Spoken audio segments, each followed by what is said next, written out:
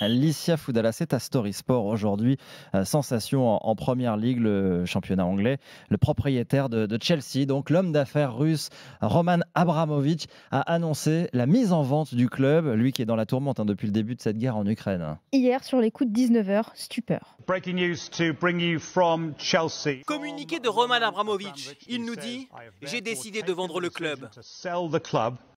L'un des clubs les plus puissants d'Europe tenant du titre en Ligue des Champions est à vendre du jour au lendemain. Après l'invasion russe la semaine dernière, Abramovich avait décidé de déléguer la gestion du club aux administrateurs de la fondation de Chelsea. Cette simple mise en retrait avait pour but d'éviter que l'image de l'institution londonienne en prenne un coup parce qu'Abramovich est proche d'un certain Vladimir Poutine. Outre-Manche, ça a aujourd'hui du mal à passer.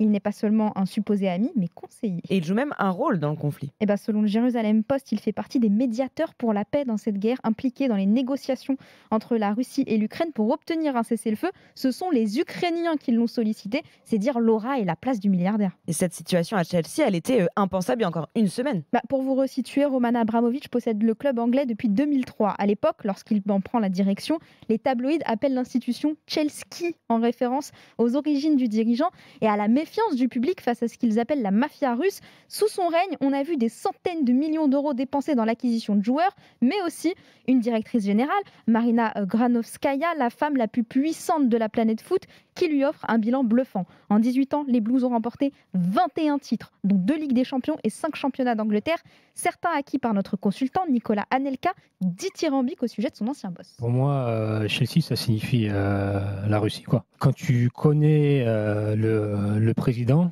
c'est la classe, quoi. C'est beaucoup de respect, toujours en retrait. Et aujourd'hui, c'est triste de voir cette situation parce que il a fait tellement pour le foot anglais.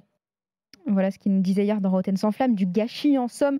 Désormais, l'oligarque demanderait 3,6 milliards d'euros au potentiel repreneur. Selon l'un d'entre eux, le Suisse Hans-Jörg Wyss, Abramovich tenterait également en parallèle de vendre ses propriétés en Angleterre. Faut-il rappeler que les Britanniques sont en pleine chasse aux sorcières et confisquent les patrimoines des pontes russes qui se trouvent sur leur territoire en guise de punition. Lui poursuit sa chasse à la réputation parfaite. Il a assuré que le produit net de la vente de Chelsea, c'est-à-dire le montant restant après retranchement des taxes et des charges, serait directement reversé à une œuvre caritative au profit des victimes de cette guerre. Mais encore, faudrait-il qu'il soit autorisé à mettre son club sur le marché ?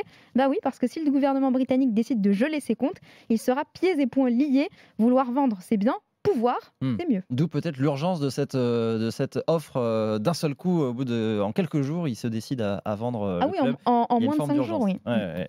Licia, merci beaucoup. Merci on retrouve ta vous. Story Sport, bien sûr, sur l'appli RMC, en podcast et toutes les précédentes, évidemment.